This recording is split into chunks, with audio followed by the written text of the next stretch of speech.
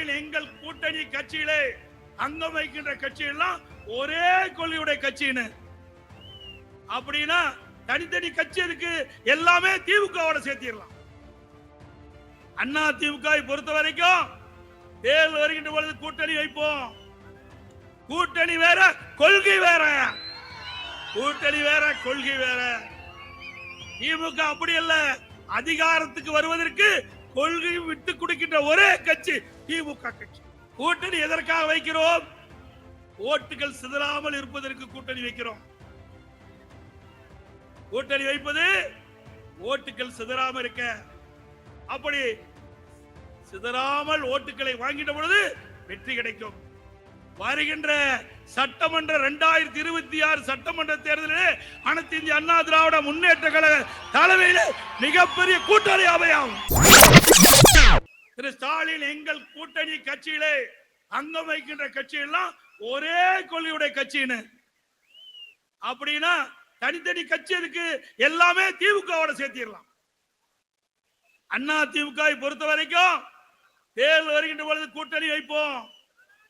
கூட்டணி வேற கொள்கை வேற, கூட்டணி வேற கொள்கை வேற.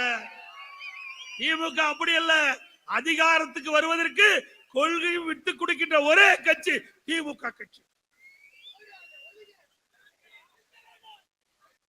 கூட்டணி எதற்காக வைக்கிறோம்?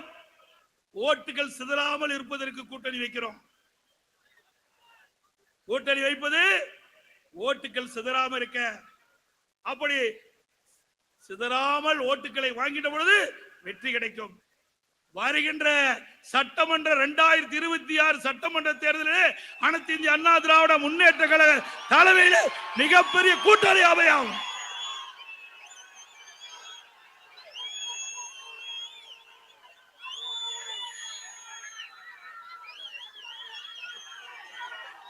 ஏன் என்று சொன்னால்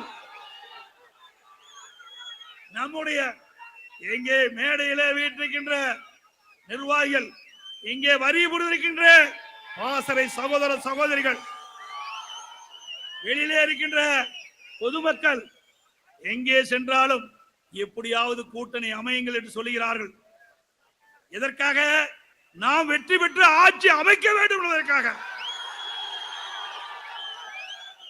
உங்களுடைய அனைவருடைய கோரிக்கையை ஏற்று 2026 ஆண்டு அனைத்து இந்திய அண்ணா திராவிட முன்னேற்ற கழக தலைமையிலே வலிமையான வெற்றி கூட்டணி அமையும் அமையும் அமையும்.